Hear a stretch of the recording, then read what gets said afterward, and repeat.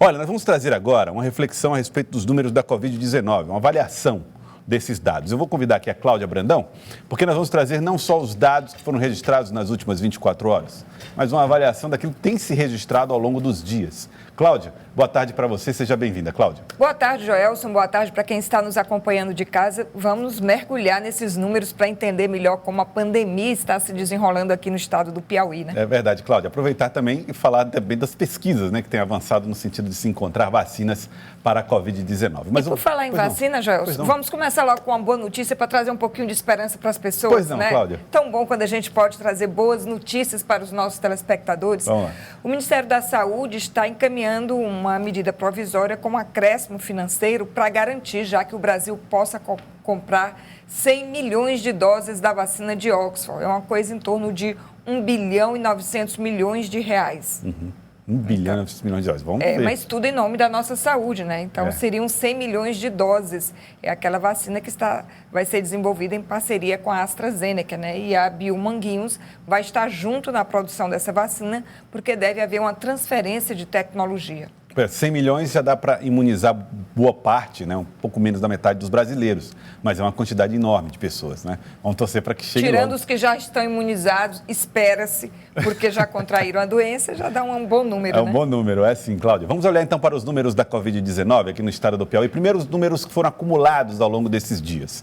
Foram confirmados 54.443 casos, descartados 16.718 casos. Foram realizados 189.320 testes rápidos, 2.376 pessoas tiveram altas médicas. E o número de mortes, 1.401 mortes. Esses números são aqueles que são acumulados. A gente vai acumulando ao longo dos dias e vai chegando aqui a esses números. Cláudia. A gente chega a uma triste estatística de 1.400 mortes. São muitas. Às vezes a gente não tem um parâmetro exato e é sempre bom fazer comparação, né, Joelson? Nós temos uma população de cerca de 3 milhões de habitantes aqui no estado do Piauí, não é isso? Estamos com 1.400 mortes. Se a gente pegar como exemplo um país como Portugal, foi um país que cumpriu direitinho tudo o que deveria fazer. Portugal, com 10 milhões e 300 mil habitantes, tem 1.780 mortes. 1.780, é verdade. Olha aí, Cláudia, os dados. Comparando as proporções de população Piauí e Portugal, os dois pesos estão com a diferença bem grande, né? Bem grande, exatamente. Cláudia Brandão está aí, um número que dá uma ideia, uma régua para nós de como as coisas foram conduzidas no Brasil. Bom, vamos aqui a mais informações a respeito do número de ocupação de leitos. Hoje nós temos 279 leitos de UTIs ocupados e 179 livres. Os leitos de estabilização são 17 ocupados e 56 livres. Se você junta os dois, 296 ocupados e 235 livres. Eu sou muito otimista com esse dado, Cláudio, porque ele mostra como a ocupação de leitos de estabilização e de UTI tem caído. A gente tem uma margem boa aqui de 235. É para ficar otimista mesmo. E aqui o número de casos, você faz uma comparação entre a mancha vermelha, que é o número de pessoas internadas, e a mancha verde, que é o número de leitos disponíveis. Então você tem aqui uma quantidade, uma margem que vai melhorando à medida que os leitos vão sendo abertos aqui no estado do Piauí. E a gente percebe claramente que está tendo um decréscimo ali na curva vermelha, né? Essa curva vermelha está descendo, o que é bom, né? O que é bom. Voltar a um patamar de maior parte das pessoas com saúde. E aí nós vamos agora para os dados que mostram um pouco mais do dia a dia dos casos da Covid. Não são os casos acumulados, mas no dia a dia. Vamos ver aqui, olha, esses dados mostram as mortes que ocorreram no estado do Piauí, tá? Por mês, ou por semana, por semana? Por semana, tá bom, então, ó. Nós tivemos aqui alguns casos que ocorreram no estado do Piauí, e aqui eles fazem um levantamento da média dos últimos 7 dias, o número de casos ocorridos de Covid-19, de contágio da Covid-19 nesse intervalo. Vou pedir aqui a próxima cartela para a gente pegar as informações com maior precisão. Vamos lá. Bom, veja só, nós tivemos no dia 28 de julho, aí 14 mortes. No dia 29 de julho, 12 mortes.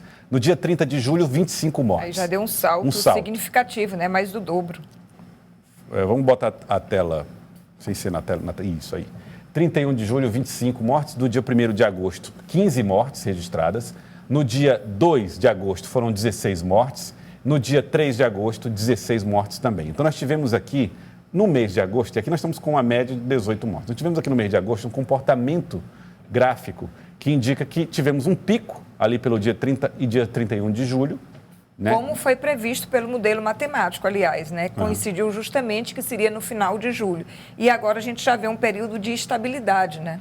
Já vai estabilizando. Eles fizeram aqui uma média de 18 mortes por 7 dias. Esse número de 18 mortes por 7 dias mostra que a gente está abaixo, né, vamos dizer, o pico foi 25, e evidentemente que a gente precisa alcançar um número melhor aqui no 18 mortes, por média. Mas, ao mesmo tempo, Cláudio Brandão mostra que esse gráfico está uma tendência de estabilidade e queda. Exatamente, que era o que todo mundo esperava, né? Era chegar esse anúncio. Exatamente. Vamos aqui a outro dado que eu gostaria de mostrar aqui para Cláudio Brandão. É o número de mortes por município, tá? A cidade de Teresina tem uma quantidade de mortes maior do que os outros municípios. Parnaíba está em segundo lugar, Barras aparece em terceiro, Campo Maior em quarto, Picos em quinto, Água Branca em sexto, Luzilândia em sétimo, Esperantina em oitavo, União em nono, em 10º lugar, Uruçuí. E outros municípios reunidos formam essa parte, né, vermelha aqui do gráfico. Você sabe dizer qual é a data desse gráfico, Joel? De hoje. É de hoje, né? Isso, ela é de hoje, Chama atenção aqui, não tem Floriano, né? Não tem Floriano. Floriano teve um acréscimo nos últimos dias, mas deve ter compensado lá pelo início que os casos estavam mais contidos, né? O dado é de hoje da Secretaria Estadual de Saúde, que mostra que Teresina corresponde a um pouco mais da metade do número de mortes de todo o estado do Piauí. Cláudia, tem uma explicação para isso, né? Boa parte das pessoas vêm buscar o atendimento aqui. Além de ser a maior cidade, são 840 mil habitantes só em Teresina. Se a gente pegar a grande Teresina, mais de 1 milhão de habitantes, ainda tem muitos casos que vêm do interior do Piauí para cá e às vezes até de outros lugares, de outros estados também para Teresina, né? Exatamente. Bom, e o doutor Carlos Henrique Neri Costa, infectologista, pesquisador também, vai conversar um pouco conosco a respeito dos números e dos dados. Afinal de contas, nós chegamos a esse platô, a esse pico da Covid-19 no estado do Piauí? Doutor Carlos Henrique, esses números que mostram o comportamento do número de mortes em queda são para ser festejados? É um sinal indicativo de que chegamos a um momento de tranquilidade maior nesse combate à Covid? Boa tarde a todos. Preste atenção, esse platô não é mágico, não tem um platô mágico. Nós não chegamos aqui por razões assim míticas, né? Tem uma ou duas explicações para ser mais preciso. A primeira é que está embutida nesses modelos matemáticos aí, de que existe uma imunidade coletiva. Ou seja, as pessoas vão se infectando com ou sem sintomas e vão deixando de ser vulneráveis, suscetíveis e se transformando em resistentes, em imunes. Esse acúmulo de pessoas, quando chega a uma determinada quantidade, que estabelece o limite das epidemias que geram imunidade prolongada. O problema com a Covid é que nós não sabemos qual é a quantidade de pessoas que já esteve infectada, porque nós estamos nos baseando exclusivamente em testes de sorológica. Esse testezinho que faz na ponta do dedo, do sangue, é um teste de anticorpos. E a quantidade de pessoas que têm imunidade por anticorpos não corresponde certamente à imunidade total, porque engloba um outro tipo de imunidade que é invisível pelos anticorpos, chamada imunidade celular. Essa quantidade de pessoas imunes detectada em testes rápidos não é suficiente para gerar platô de nenhuma epidemia. Não é suficiente em 10%, 20%, 30%. Com esse nível de transmissão própria do coronavírus, não é suficiente. Nós temos que ter uma segunda explicação para isso, que é o grau de contato entre as pessoas infectadas e não infectadas com as pessoas infectadas. Quando nós conseguimos reduzir esse grau de contato, nós conseguimos também conter a epidemia. Então, como nós não sabemos a magnitude da imunidade coletiva, o que nós temos que dizer é que esse platô está sendo conseguido exclusivamente, ou principalmente, ou fortemente, devido às medidas de distanciamento social. É só isso que nós estamos vendo. Então, os esforços todos conduziram a nós chegarmos até aqui. Isso significa que qualquer deslize, qualquer aumento do grau de contato entre as pessoas, resulta em novos casos, novos surtos, em repiques. Então, há que se ter muito cuidado. Nós não estamos em nenhum conforto para festejar e começar a fazer a quebra do distanciamento social, como nós, na verdade, fizemos de algumas semanas para cá. Nós tínhamos nós éramos muito mais restritos e agora liberou alguns setores aí da construção civil, por exemplo, o que aumenta o grau de contato entre as pessoas. Aumentando o grau de contato entre as pessoas, que é a única defesa que nós tínhamos, esse distanciamento, então nós teremos necessariamente novos casos. Então é preciso não comemorar dizendo que nós chegamos no platô, nós podemos voltar a aumentar o grau de contato entre as pessoas. Não pode, porque nós sabemos, nós temos certeza que teremos mais casos e mais mortes a partir disso. Não sei se ficou claro para todos. Claro. Ficou claro, sim. Eu só queria aprofundar um pouco mais nesse raciocínio, doutor Carlos Henrique. Evidentemente, as pessoas têm que manter todo o cuidado, evitar o máximo possível qualquer tipo de saída desnecessária ou de aglomeração. Mas como a vida não pode seguir em modo pausa indefinidamente, nós já estávamos com 4 meses nessa quarentena e agora coincide com o momento de reabertura também do comércio, o que é preciso fazer para que a gente não volte a esse repique a que o senhor se refere? Fechar o comércio. A única maneira que nós podemos fazer é distanciamento social. Se a nossa única arma, Cláudia, nosso único instrumento de controle é o distanciamento social, por que nós vamos diminuir novamente, em vez de aumentar? Porque, evidentemente, que as pressões não são devidas a questões de saúde, as pressões são de natureza econômica e políticas, que estão induzindo os gestores a tomar esse tipo de decisão. Mas isso não protege as pessoas. Do ponto de vista médico, não protege a pessoa. Posso estar enganado? Pode. Posso estar enganado? Posso. Posso por quê? Porque pode estar existindo imunidade coletiva que nós não sabemos ainda como detectar, e aí nós estaríamos chegando a um platô devido a isso. Tá certo? Imunidade de rebanho, imunidade coletiva, e que haveria um número suficiente de pessoas já resistentes por conta da epidemia e que esses anticorpos, esses testes rápidos, não conseguem detectar. Eu espero estar errado, gostaria muito de estar errado para dizer para as pessoas relaxarem um pouco e poder voltar.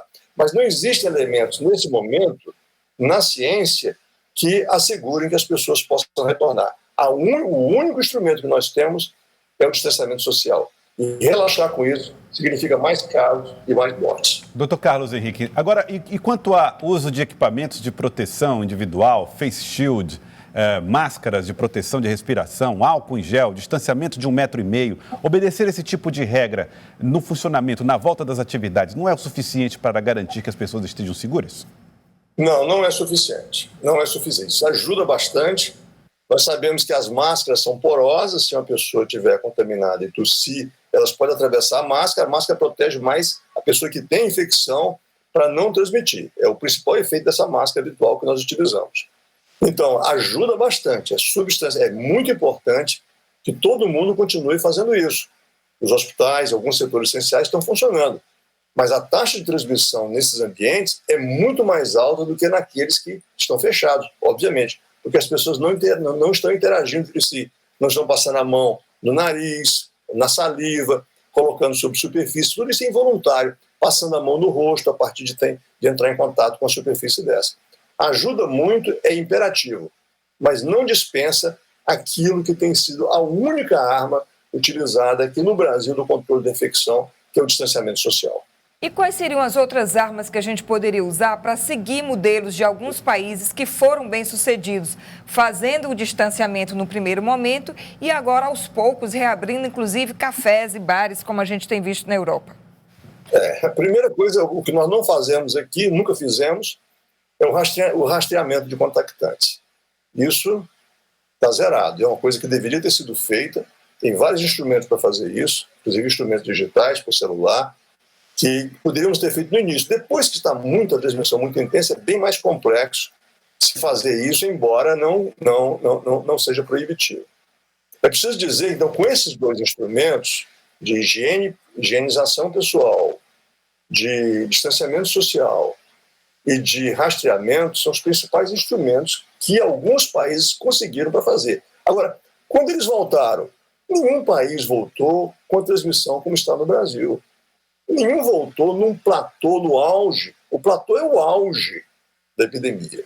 Ele é o máximo que nós chegamos. É o topo da montanha. Ninguém fez nenhuma espécie de relaxamento nesse nível. Espera-se que haja um número de casos proporcionalmente muito pequeno ou interrupção da transmissão com casos esparsos ou inexistentes. Só a partir disso é que as nações, os países, se aventuram a fazer o relaxamento social e permitir que haja um retorno parcial.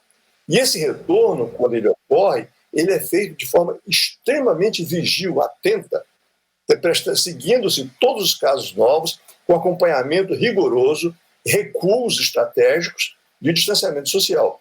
Então não é assim como nós estamos fazendo. Do jeito que nós estamos fazendo, é muito, muito perigoso. Muita gente vai perder a vida por conta de um relaxamento do distanciamento social, quando um momento como esse, que é o auge da transmissão da doença. Quero agradecer ao Dr. Carlos Henrique Neri Costa. Muito obrigado pela participação aqui conosco, Dr. Carlos Henrique, trazendo informações no nosso Jornal do Piauí. Obrigado, Dr. Carlos. Boa tarde a todos. Boa tarde, Dr. Carlos Henrique.